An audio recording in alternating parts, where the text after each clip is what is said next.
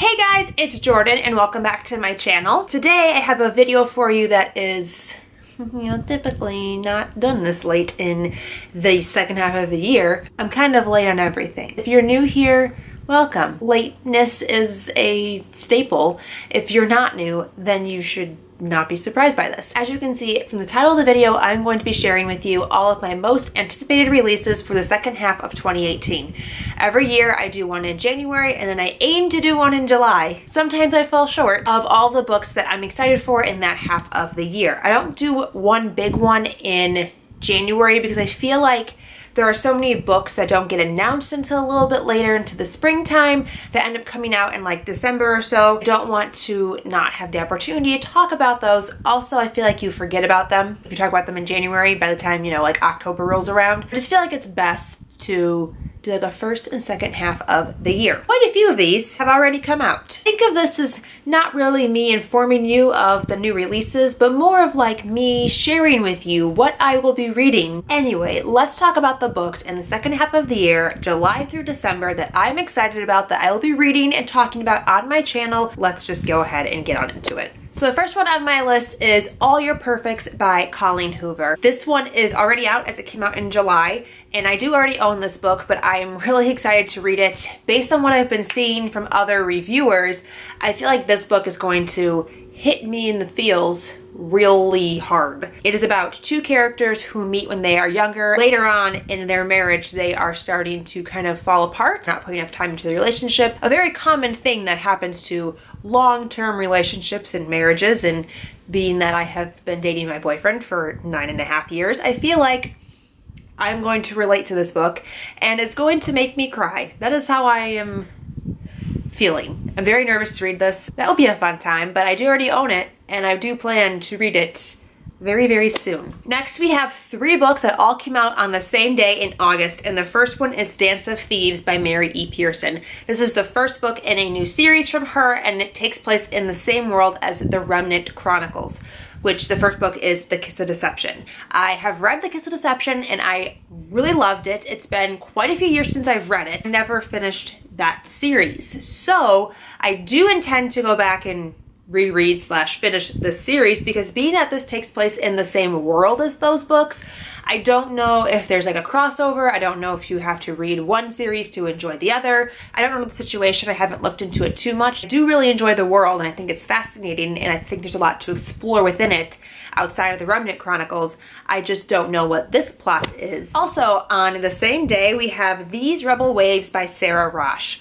I love Sarah Rosh's other series. She wrote Snow Like Ashes. Snow Like Ashes was like my big introduction into YA fantasy, and this has to do with pirates.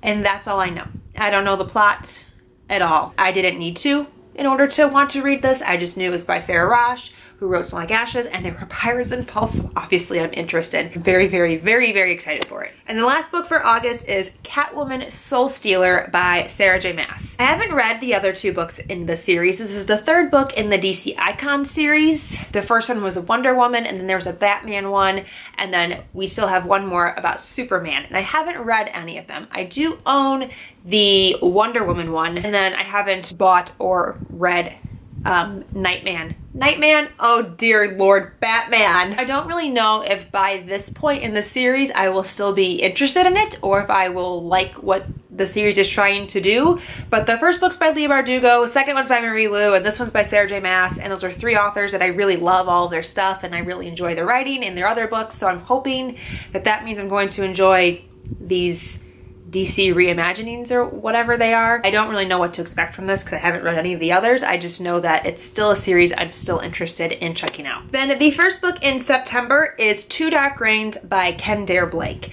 This is the 3rd book in the Three Dark Crowns series. I almost forgot what it was called. I read the first book in Three Dark Crowns and I own the second, but I haven't yet read it. And originally this was supposed to be a duology, but now it's been expanded into a quartet. I don't know if it's like one continuous story arc or if it's like one duology is one story arc, the other duology is another story arc, and they happen in the same world. I don't know. I haven't looked into the plot for this one because I don't want to be spoiled for it because I haven't read the other book. Next we have Imposters by Scott Westerfeld, which is an interesting book because it's the 5th book in the Uglies series, I guess is what it would be considered now. I have read Uglies, Pretties, and Specials, and I've read at least part of Extras. I don't remember anything from the Extras plotline. It follows not the main character from the original trilogy. It's like a companion book, and I have no idea where Imposters fits into the storyline. I don't know if it takes place after the Uglies trilogy, if it has to do more with like the companion book Extras, if it's another companion book. I'm not really sure. It's just that this is like one of the first YA dystopians I ever read, and I was infatuated with it when I read it. A new book has come out in the series, so I'm very curious to check it out and to peruse and see if I'm going to like it or not, but I'm also very hesitant because it always makes me nervous when authors continue series so many years later. Is this a new trilogy in that world? Are there gonna be more books? I don't really know. I don't know if I need to reread Pretties, Uglies, and Specials or whatever the order is.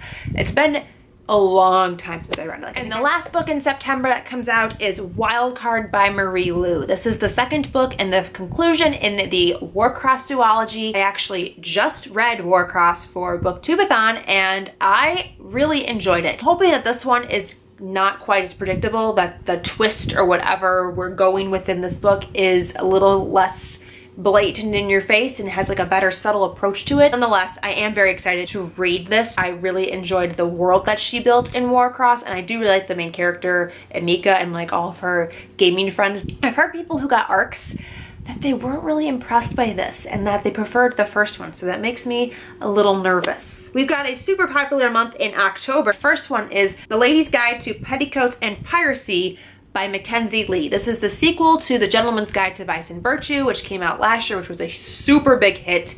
I started this book a couple of times but never actually finished it, so the goal is to finish it and then decide if I want to read this or not. Based on what everybody says about Gentleman's Guide, I don't think I'm going to not enjoy it. Basically, it's like a road trip novel, but it's historical, and then there's shenanigans. It sounds like a fantastic time. So I'm hoping that I will really enjoy it and then want to read it. The sequel, which is about Monty, who is the main character's younger sister, Felicity. The next one on my list is Nine from the Nine Worlds. Is that what it's called? Nine from the Nine Worlds? I feel like I'm missing a word in there. Oh no, that's what it's called. Nine from the Nine Worlds. This is by Rick Riordan. I don't know what this is about. All I know is that it has to do with the Magnus Chase trilogy by Rick Riordan, which is a Norse trilogy about a young boy named Magnus who finds out that his father is a Norse god and goes on quests because that's Rick Riordan's style. I've only read the first book of the Magnus Chase series. Rick Riordan does a lot of little like side novellas type of books and things for his series. Like there's several little short like fun books for Percy Jackson and for the Kane Chronicles and stuff, and so I'm assuming that that's what this is. I have no idea. Next in October is probably one of the books that I am most looking forward to, if not most out of the whole year looking forward to, and that is Kingdom of Ash by Sarah J. Maas. This is the final book, for real this time, in the Throne of Glass series. Throne of Glass is something that like really got me into BookTube and then into YA fantasy. Like it's been a really super important series in my journey to finding what I like and what I don't like about books and reading and things, both positive and negative. And so the fact that it's coming to an end, it feels like the end of an era. For some people it might be the end of an era. Kind of like when you read the last Harry Potter book for a first time. Like I feel like I'm ending a chapter in my reading journey. Sarah J. Maas most recently finished the A Court of Thorns and Roses trilogy with ACOWAR. And while I enjoyed ACOWAR, I feel like she didn't take enough chances and risks with ACOWAR. And I'm wondering if it's because she always intended to write more books in that world, and that's why she wasn't as risky with her characters and their lives. So I'm hoping that being that this is the final book in Throne of Glass and she has no plans, or at least has not announced any plans for any other stories in this world, that she'll be a little bit more risky with her characters. Like I don't want everybody to die, but I feel like somebody needs to die. Somebody's parent or like a side character like isn't enough. Like we need a like main character to die, and I'm hoping that she has like the balls to take it there. She seems like an author who's very attached to her fictional characters, so I don't know if she'll do it, but I would like to see her take some risks with this last book and crush my soul. That's what a final book should do. It should crush your soul. And then we have 2 books in November. They both come out on the same day. And the first one is Arch Enemies by Marissa Meyer. This is the 2nd book in the Renegades series, which I thought was a duology at first, but now it's been announced that it's a trilogy, and I don't know really what I feel about that because Renegades was so long that I feel like if we have 3 books of that length, it's not necessary, but 2 books of that length would have been fine. I'm nervous that it's now a trilogy. Really loved Renegades. It's one of my favorite books of last year. It's about superheroes, so obviously I loved it. We follow a boy who is the son of the 2 leaders of the Renegades, which is this superhero group, and he is also a vigilante fighting crime on the side unbeknownst to anyone, and he's playing by his own rules. We follow Nova, who is the niece of the most notorious villain in their world, so she's part of the arch enemies. Arch enemies, arch nemesis, what are they called? Anarchists. I was gonna get there eventually. Loved it, and it's very diverse. I loved this book. I'm very excited for the sequel. I'm nervous but excited. I hope it's very good. I don't know what I'm doing with my hands anymore. And this cover is beautiful. Next we have Little White Lies by Jennifer Lynn Barnes. I am most interested in this because it is the author who wrote the Natural series and the Fixer series, both of which I love. Naturals is about crime fighting, and it's like Criminal Minds for the YA world. That's the tagline of the book, and it's so appropriate. And then the Fixer is about a fixer in DC who cleans up people's problems. I think this one has to do with debutantes and society princesses and things like that, and like Southern Belles. I don't really know. I just know it's by Jennifer Lynn Barnes, and that makes me automatically interested. And then Debutante Society is just so outside my realm of familiarity. I don't know if it's a standalone, if it's a series. I have no idea. It's just got the most beautiful cover in the world, and I'm so excited to read another book from Miss Jennifer because her other ones that I've read, I've loved so much. I've loved all of her crime books. I know she's written a lot of other books that weren't like crime related or like mystery related. I don't know if this one has a crime or a mystery thriller element to it, but I will be excited to find out either way. And then the last book on my list for the fall season of 2018 is Queen of Air and Darkness by Cassandra Clare, the 3rd and final book in the Dark Artifices series. Normally, I would be super excited about this, but I hated Lord of Shadows. So I don't really know how I feel about this. It's an identity crisis, and I don't really know where I'm going with it. I grew up on Cassandra Clare. I've been reading them for years. She was one of my very first YA authors that I ever read. Like, this is post-Twilight. Reading her for a freaking long time. I loved the Mortal Instruments. I loved the Infernal Devices even more, and I was so pumped when she was writing more Shadowhunter material. I liked Lady Midnight. I really liked Lady Midnight.